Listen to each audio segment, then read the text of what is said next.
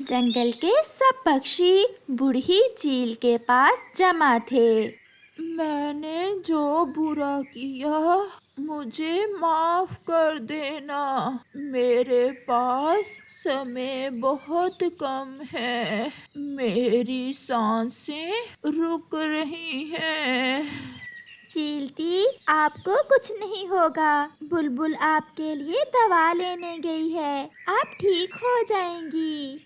नहीं बेटी, मैं अब नहीं बचूंगी। मेरा बेटा विदेश गया हुआ है। उसे चिट्ठी लिख देना और बता देना कि उसकी माँ मर गई है और मेरा सारा सामान और ये घर मेरे बेटे को दे देना। वो संदूक भी मेरे बेटे को दे देना। चिड़िया, ये लो मेरे घर की चाबी। जब मेरा बेटा आए तो उसे। ऐसा कहते हुए वो बूढ़ी चील मर जाती है। सब पक्षी रो रहे थे क्योंकि बूढ़ी चील से सभी पक्षियों के अच्छे संबंध थे। अब चील दी के बेटे को चिट्ठी कौन लिखेगा? मैं लिख दूंगी। मैं ग्रेजुएट हूँ, मुझे चिट्ठी लिखनी आती है। ये चीलती के घर की चाबियाँ यहाँ पेड़ पर ही रख देते हैं, मुझसे कहीं गुम ना हो जाएं।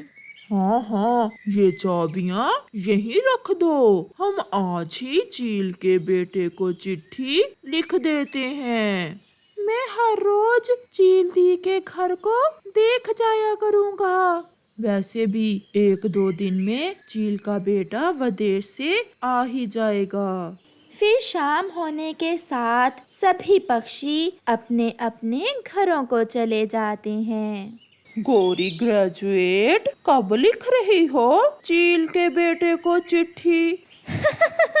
मैं चील के बेटे को चिट्ठी लिखूंगी ही नहीं और दूसरे पक्षियों से कह दूंगी कि मैंने चिट्ठी लिख दी है। मैं सब समझ गया। क्या चील का सामान चुराने का विचार आ रहा है?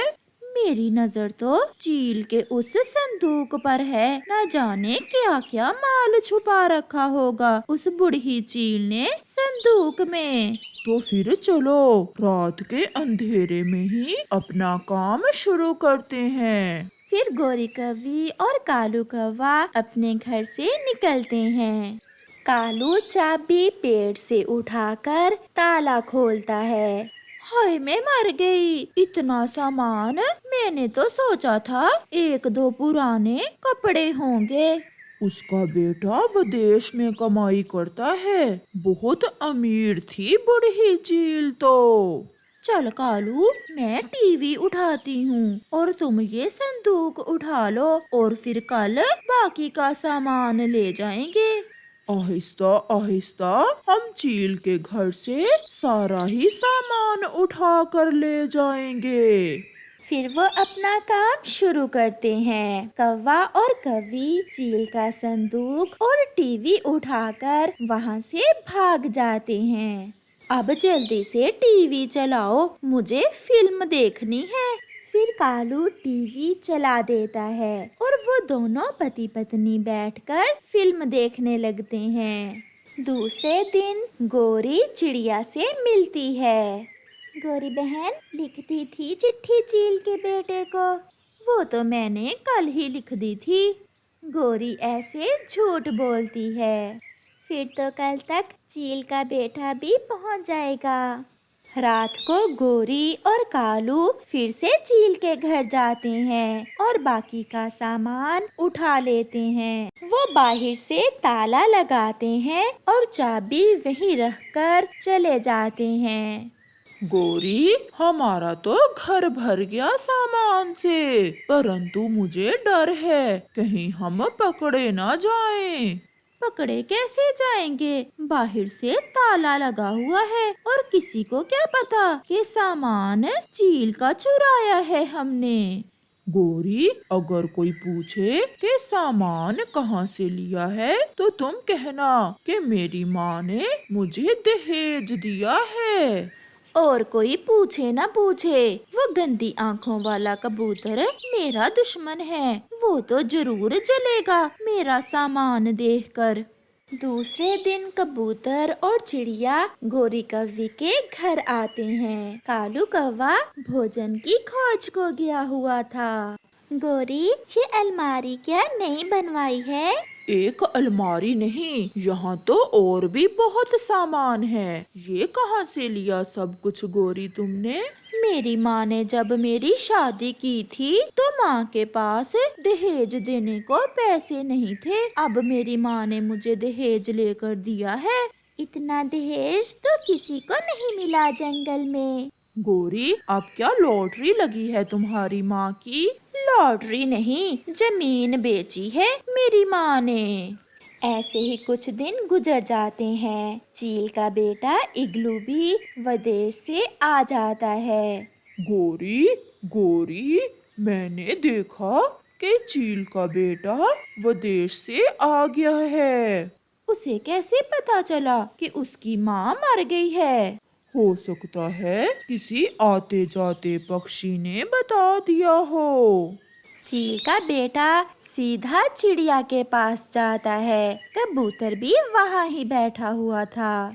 इग्लू बेटा, इतने दिन बाद आए हो, क्या चिट्ठी नहीं मिली आपको? नहीं आंटी, मुझे तो छम छम अंकल ने बताया कि माँ मर गई है। मुझे तो किसी ने कोई चिट्ठी नहीं लिखी। वो गोरी की बच्ची तो कहती है कि मैंने चिट्ठी लिख दी थी। हो सकता है चिट्ठी कहीं रास्ते में गुम हो गई हो। आंटी, मेरे घर की चाबियाँ कहाँ हैं? चलो बेटा, मैं आपके साथ चलती हूँ। हमने आपके घर की चाबियाँ वहीं एक पेड़ पर छुपा कर रखी हुई हैं। फिर कबूतर और चिड़िया चील के बेटे इग्लू के साथ जाते हैं। कबूतर चाबियाँ उठाकर ताला खोलता है। वो सब जैसे ही घर में दाखिल होते हैं तो चील का बेटा कहता है, आंटी, हमारा सामान कहाँ है? अलमारी थी घर में, टीवी था, फ्रिज थी और एक मेरी माँ का संदूक भी था। बेटा, हम तो आज पहले दिन आपके घर में आए हैं। हमने तो उस दिन से ताला भी नहीं खोला। तो फिर किसी ने तो ताला खोला है। कौन हो सकता है वो? कहीं वो गोरी और कालू तो नहीं? चलो हम सब गोरी और कालू के घर जाते हैं। फिर वो तीनों गोरी और कालू के घर जाते हैं। कालू और गोरी सो रहे थे। उठो कालू और गोरी, उठो। कबूतर, आहिस्ता बोला करो, मेरी जान ही निकाल दी तुमने। गोरी बहन, चील के घर में सामान नहीं है। कहीं ये फ्रिज और टीवी तुम चील के घर से ही तो चुरा कर नहीं ले आए? कसम ले लो चिड़िया, ये सामान तो मेरी माँ ने मुझे लेकर दिया है। टीवी एक जैसे ही होते हैं। ये अलमारी मेरी माँ ने पश्चिम वाले जंगल से बनवाई है। मगर गोरी आंटी, मुझे ये संदूक तो मेरी माँ का ही लगता है। नहीं नहीं, आप सब हम पर शक ना करें। ये संदूक तो मैं खुद गोरी की माँ के घर से अपने सर पर उठा कर लाया था। तो फिर खोलो इस संदूक को। हमारी जबान पर विश्वास करो, हमने अब चोरियां छोड़ दी हैं। मगर कबूतर आगे बढ़ता है और संदूक खोल देता है। संदूक के अंदर चील और उसके बेटे की तस्वीर पड़ी थी। ये तस्वीर मैंने माँ के साथ बनवाई थी।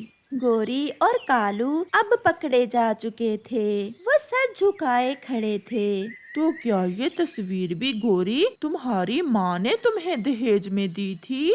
तुम्हारे जैसा बेशरम पूरे जंगल में नहीं होगा। अब मैं समझी तुम दोनों ने इग्लू को चिट्ठी क्यों नहीं लिखी थी। फिर सब पक्षी गोरी और कालू से वो सामान वापस लेकर चील के घर में रखवाते हैं और उन्हें जंगल से निकाल देते हैं। वो चिड़िया उस जंगल में लंबे समय से रह रही थी। वो जंगल में पक्षियों के घरों को रंग करने का काम करती थी।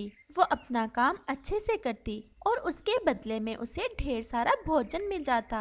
और फिर एक दिन वो चिड़िया तोते के घर को रंग कर रही थी कि वो गिर जाती है और उसके पंख पर गहरी चोट लग जाती है। और फिर तोता रानो चिड़िया को उसके घर छोड़ आता है। तोते, मेरा पंख तो बहुत ज्यादा घायल हो गया है। ऐसा लग रहा है कि मैं अब कभी उड़ नहीं सकूंगी। मेरा कुक्कू भी अभी बहुत छोटा है।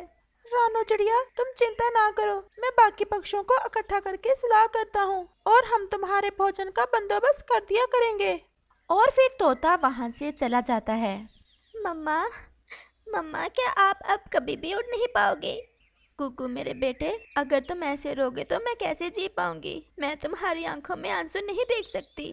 मैं उड़ नहीं सकूंगी तो क्या हुआ, तुम जल्द ही उड़ना सीख जाओगे और फिर मुझे क्या चिंता भोजन की। क्या मम्मा, जंगल के दूसरे पक्षी अब हमें छोड़ देंगे? अगर किसी ने हमारी मदद ना की तो हम कैसे जी पाएंगे?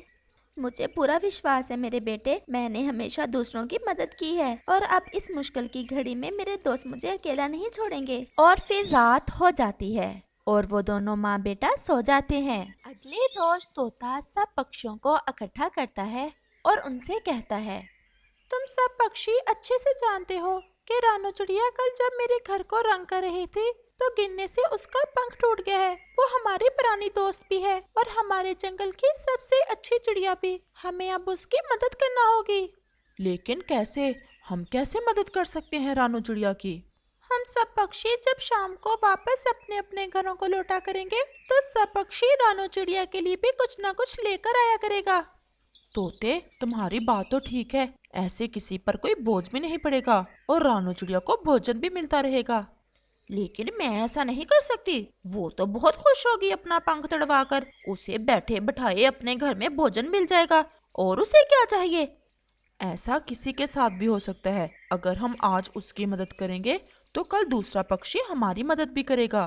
तुम ही करो उस छोटी चिड़िया की मदद और करो भला उस छोटी चिड़िया का। मैं नहीं नौकरी कर सकती उस चिड़िया की। और फिर ऐसा कहते हुए गोरी वहाँ से चली जाती है। लेकिन बाकी सब पक्षी तोते की बात मान लेते हैं और वो आपस में वादा करते हैं कि वो हर रोज शाम को घर लौटते समय रानो चिड़िया के लिए भोजन लेकर आया करेंगे। और फिर शाम हो जाती है और सब पक्षी अपने अपने घरों को चले जाते हैं। मम्मा, शाम हो गई है लेकिन कोई भी पक्षी नहीं आया हमें भोजन देने। बेटा कुकू, पक्षी जरूर हमारी मदद करेंगे। ऐसा भी तो हो सकता है कि आज पक्षियों को याद भूल गया हो। तुम देख लेना, कल कोई ना कोई पक्षी हमारी मदद को जरूर आएगा। वो ऐसे बातें कर ही रहे थे कि वहाँ तोता आ जाता है। रानो बहन, ये एक अमरूद है। मेरे पास बस यही था आज। मैंने सोचा कि तुम्हें दे आता हूँ। कुकू बेटा, देखा, मैं ना कहती थी कि मेरे दोस्त मेरी मदद जरूर करेंगे। रानो, हम सब पक्षियों ने फैसला किया है कि हम सब शाम को वापस आते हुए तुम्हें भोजन दे जाया करेंगे। इससे किसी एक पक्षी पर ज्यादा बोझ भी नहीं पड़ेगा और तुम्हें भोजन भी मिलता रहेगा। आप सबका बहुत बहुत धन्यवाद। लेकिन गौरी कभी नहीं मानी। वो कहती है कि मैं नहीं नौकरी करूंगी रानो की। तोते भैया, गौरी का तो सबको पता है, वो तो अपना भोजन चुरा कर खाती है। भला वो मेरी मदद कैसे करेगी? अब मुझे जाना होगा। मेरी बहन आई हुई है दूसरे जंगल से। वो मेरा इंतजार कर रही होगी। और फिर तोता वहाँ से अपने घर चला जाता है। गौरी, मैं तो कहता हूँ हमें भी सब पक्षियों की बात मानना चाहिए। जैसे वो सब भोजन दे रानो को, हमें भी कुछ ना कुछ तो मदद करनी चाहिए रानो चिड़िया की। कालू, तुम्हें अच्छे से पता है मुझे रानो चिड़िया कितनी बुरी लगती है। वो इसलिए कि वो इतनी सुंदर है और मैं थोड़ी काली, इसलिए मैं कभी रानो चिड़िया की मदद नहीं कर सकती और ना ही मैं तुम्हें ऐसा करने दूंगी। मरती है तो मरे, हमें क्या उस छोटी चिड़िया से। लेकिन कालू खामोश रहता है। और फिर रात हो जाती है और वो दोनों बातें करते करते सो जाते हैं। और फिर हर रोज पक्षी शाम को अपने अपने घर लौटते समय कोई ना कोई चीज खाने की रानो चिड़िया को दे आते।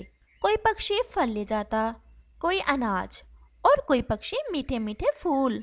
और फिर रानो चिड़िया के घर में तो ढेर सारा भोजन इकट्ठा होता चला गया, क्योंकि रानो चिड़िया अपनी जरूरत से ज्यादा भोजन अपने मटकों में जमा कर लेती। और फिर ऐसे ही दिन और रात गुजरते गए। मौसम बदल गया और फिर जंगल में सूखा शुरू हो गया, क्योंकि काफी समय से जंगल में बारिश जो ना हुई थी। एक दिन कबूतर तोते से कहता है, तोते, अब भोजन बहुत मुश्किल से मिलता है। मुझे तो कल शाम से अपने लिए कुछ खाने को नहीं मिला। अब मैं रानो चिड़िया के लिए क्या लेकर जाऊं? कबूतर, मैं भी यही सोच रहा था कि इस सूखे के कारण अब तो हम भूख से मर रहे हैं। अब शायद इन दिनों में हम रानो की कोई मदद ना कर सके। लेकिन अभी उसके बेटे को भी तो उड़ना नहीं आता। क्या करेगी वो बेचारी? और फिर वहाँ बुलबुल आ जाती है। मैं कल से भूखी हूँ, मैंने कुछ भी नहीं खाया। मैं तुम्हें ये बताने आई हूँ कि आज से मैं रानो चिड़िया के लिए कुछ नहीं ला सकूंगी। तोते, देख लिया, मैं भी यही बात कर रहा था। मैं समझ रहा हूँ, सब पक्षी भूख से मर रहे हैं।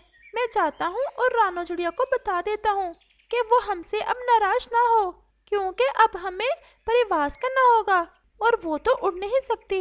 ये सब सुनना चिड़िया के लिए आसान तो नहीं, लेकिन अब और कर भी क्या सकते हैं। और फिर तोता रानो चिड़िया की तरफ चला जाता है। तोते भैया, कल से कोई पक्षी भी नहीं आया मेरी तरफ, सब ठीक तो है? रानो, मैं बहुत शर्मिंदा हूँ तुमसे। अब हम तुम्हारी कोई मदद नहीं कर सकते, क्योंकि जंगल में सूखा आ गया है और हम सब पक्षी कल दूसरे जंगल चले जाएंगे। सब पक्षी भूखे हैं, किसी ने भी कल से कुछ नहीं खाया। तोते भैया, कोई संदेश है बादलों का कि बरसात कब तक होगी? अभी बरसात आने में कुछ दिन लग जाएंगे, लेकिन हम बरसात का इंतजार नहीं कर सकते। हम सब मर जाएंगे भूख से। और फिर रानो चिड़िया तोते से कहती है, तोते भैया, जरा वो सामने मेरे मटकों में तो देखो। क्या है रानो तुम्हारे मटकों में? जरा देखो तो सही, तुम्हें खुद ही पता चल जाएगा। और फिर तोता जैसे ही रानो चिड़िया के मटकों में देखता है, तोते का तो मुंह खुले का खुला रह जाता है। रानो, इतना ज्यादा भोजन कहाँ से आया? तोते भैया, जो भोजन आप सब पक्षी मुझे दे जाया करते थे, वो मेरी ज़रूरत से कहीं ज़्यादा होता था और मैं उसे अपने मटकों में रख लेती थी इन्हीं दिनों के लिए। और अब अगर बरसात के दिन भी ना हो तो हम सब पक्षी इस भोजन को खा सकते हैं। चिड़िया, तुम सच में बहुत बुद्धिमान हो। तोते भैया, अब तुम सब पक्षियों को बता दो कि भोजन की कोई चिंता ना करे। और फिर सब पक्षी रानो चिड़िया से अपनी ज़रूरत के हिसाब से भोजन ले जाते और वो सब बहुत खुश थे। लेकिन गोरी और कालू तो बहुत ज़्यादा परेशान थे। गोरी, क्या अगर हम रानो के पास जाएं तो क्या वो हमें भी भोजन दे देगी? कालू, मैं तो मर रही हूँ भूख से, तुम जाओ एक बार, वो जरूर हमारी मदद करेगी। कालू, मैं तो हैरान हूँ उस चिड़िया से, अपाहज होकर भी कितनी बुद्धिमान निकली। अगर वो भोजन ना देती पक्षियों को तो पक्षी जरूर कहीं और प्रवास कर जाते। गोरी, शर्म तो आ रही है, क्योंकि हमने उसकी मदद नहीं की थी, लेकिन मैं फिर भी जाता हूँ।